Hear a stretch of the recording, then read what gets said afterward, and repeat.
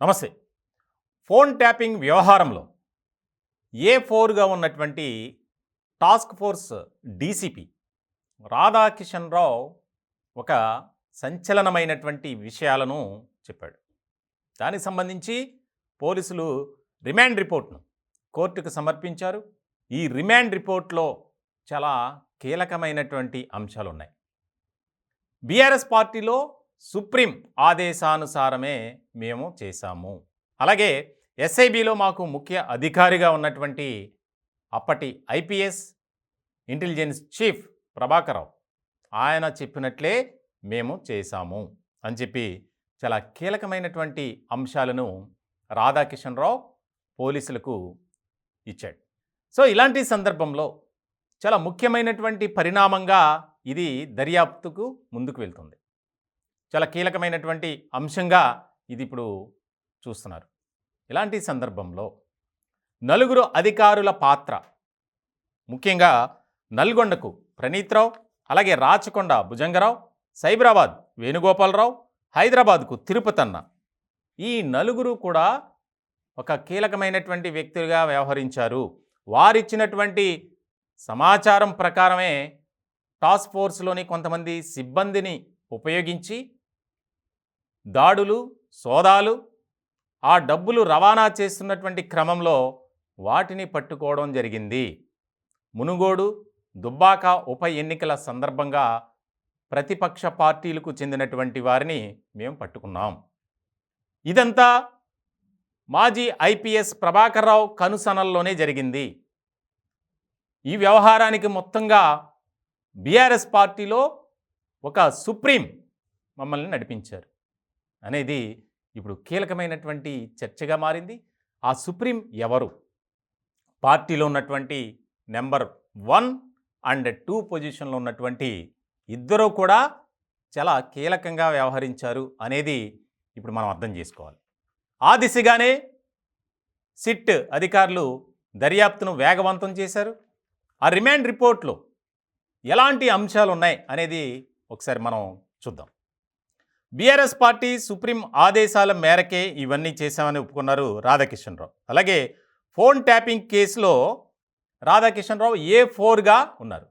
ఏ1గా మాజీ ఐపీఎస్ ప్రభాకర్ రావు అంటే ఏ2గా ప్రణీత్ రావు ఉన్నారు. ఇలాంటి సందర్భంలో 8 సార్లు టాస్క్ ఫోర్స్ వాహనాల్లో డబ్బుని, కోట్లాది రూపాయల డబ్బుని తరలించినట్లు ఈయన రాధాకిషన్ రావు పోలీసులు ఎదుట ఒప్పుకున్నారు. అలాగే 2018 ఎన్నికలు, దుబ్బాక మునుగోడు బై ఎలక్షన్స్, 2023 ఎన్నికల్లో బీఆర్ఎస్ పార్టీకి డబ్బులను తరలించాం మేమే అని చెప్పి చాలా కీలకమైనటువంటి వ్యవహారాన్ని రాధాకిషన్ రావు బయటపెట్టారు. అలాగే బీఆర్ఎస్ పార్టీ గెలుపు కోసమే మా టీం అంతా పనిచేసింది. దానికి సంబంధించి మాకు అందినటువంటి ఆదేశానుసారమే మేము వ్యవహరించాం అనే మరొక కీలకమైనటువంటి అంశాన్ని కూడా చెప్పారు. అలాగే టాస్క్ ఫోర్స్ టీంకు వాహనాలు సమకూర్చిన మాజీ ఐఏఎస్. ఇప్పుడు ఈ మాజీ ఐఏఎస్ ఎవరు? పోలీసులకైతే రాధాకిషన్ రావు మొత్తం చెప్పారు. ఇలాంటి సందర్భంలో ఆ ఐఏఎస్ ఎవరనేది ఇప్పుడు చాలా కీలకమైనటువంటి చర్చగా మారింది. మరికొద్ది గంటల్లోనే ఆ అధికారికి కూడా నోటీసులు ఇచ్చే ఆలోచనలో విచారణ బృందం అధికారులు ఉన్నట్లు కూడా మనకి సమాచారం అందుతుంది. అలాగే ఈ మొత్తం వ్యవహారానికి సంబంధించి ఒకే సామాజిక వర్గానికి, అంటే రాధాకిషన్ రావుకి సంబంధించినటువంటి సామాజిక వర్గం, బీఆర్ఎస్ పార్టీలో ఉన్నటువంటి కీలకమైనటువంటి నేతలు సామాజిక వర్గం, ప్రణీత్ రావు సామాజిక వర్గం, ప్రభాకర్ రావు సామాజిక వర్గం, భుజంగరావు సామాజిక వర్గం, వేణుగోపాలరావు సామాజిక వర్గం, అందరూ కూడా రావు కంపెనీ, ఒకటే సామాజిక వర్గం. ఆ సామాజిక వర్గమే చాలా బలంగా పనిచేసింది బీఆర్ఎస్ విజయానికి అని చెప్పి ఆయన కీలకమైనటువంటి అంశాలని చెప్పారు. అలాగే ప్లాన్ విషయాలను ఎప్పటికప్పుడు వాట్సాప్ అలాగే స్నాప్చాట్లో డిస్కస్ చేసేవారట. దీనికి సంబంధించి అంటే ఎవరు ఎక్కడికి వెళ్తున్నారు, ఇప్పుడు మరికొద్ది గంటల్లో ఎవరిపై దాడి చేయాలి, ఇలాంటి అంశాలన్నీ ఆ వాట్సాప్ గ్రూప్ ఒకటి క్రియేట్ చేసుకుని ఆ గ్రూప్లో ఈ రావు కంపెనీ అంతా చాటింగ్ చేసుకున్నారు. అలాగే టాస్క్ ఫోర్స్లోని సిబ్బందిని బెదిరించి డబ్బులు సరఫరా చేయించిన మాజీ ఓఎస్డి, ఈ మాజీ ఓఎస్డి అనేది ఎవరనే దాని మీద కూడా ఫోకస్ పెట్టారు. అట్లాగే 2023 టాస్క్ ఫోర్స్లో పనిచేసిన ఇన్స్పెక్టర్లు, సిబ్బంది డబ్బులు పట్టుకోవడంలో కీలక పాత్ర పోషించారు. ఇవన్నీ రిమాండ్ రిపోర్ట్లో రాధాకిషన్ రావు ఎవరైతే ఉన్నారో అతను పోలీసులకు ఇచ్చినటువంటి సమాచారం ఇప్పుడు నేను చెప్పేది. అట్లాగే మొత్తానికి 8 సార్లు పట్టుకున్న డబ్బు మొత్తం ప్రతిపక్షాలకు సంబంధించినటువంటి నేతలదే. 2016 నుంచి ఫోన్ ట్యాపింగ్ చేసినట్టు అంగీకరించారు రాధాకిషన్ రావు. ఈ ఫోన్ ట్యాపింగ్ వ్యవహారంలో ఎవరెవరు కీలక పాత్ర పోషించారు? ఇప్పుడు మనం ఇందాక చెప్పుకున్నట్లు నల్గొండకి ప్రణీత్రావు, అలాగే రాచకొండకు భుజంగరావు, అట్లాగే సైబరాబాద్కు వేణుగోపాలరావు, హైదరాబాద్కు తిరుపతన్న. ఈ నలుగురు చాలా కీలకంగా వ్యవహరించారు.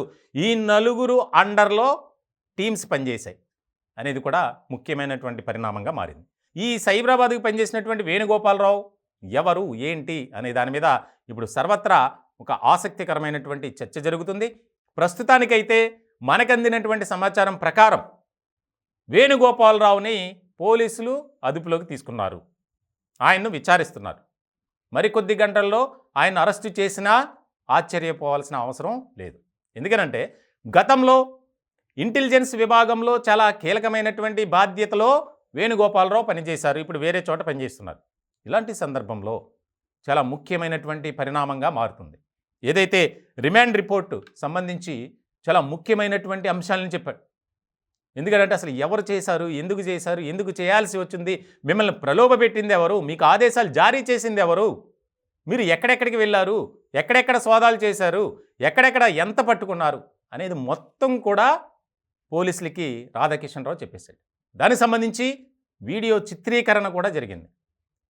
ఇప్పుడు రేపొద్దున కోర్టులో ప్రొడ్యూస్ చేసినప్పుడు కూడా అదే కీలకంగా మారబోతుంది.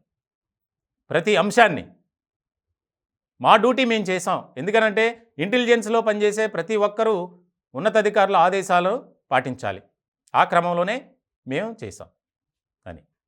ఇటువంటి సందర్భంలో ఇది చాలా ముఖ్యమైనటువంటి పరిణామంగా మారబోతుంది. మరికొద్ది రోజుల్లో ఈ అరెస్టుల సంఖ్య పెరగబోతుంది. ఇప్పటికే టాస్క్ ఫోర్స్లో దాదాపు 20 మంది సిఐలను, అలాగే 4 డిఎస్పీలను వారిని విచారణకు పిలిపించి వారి స్టేట్మెంట్ తీసుకున్నారు. దాన్ని ఆధారంగా చేసుకొని అరెస్టులు కూడా పెరగొచ్చు అనేది పోలీసు వర్గాల్లో ఎక్కువగా వినిపిస్తున్న మాట.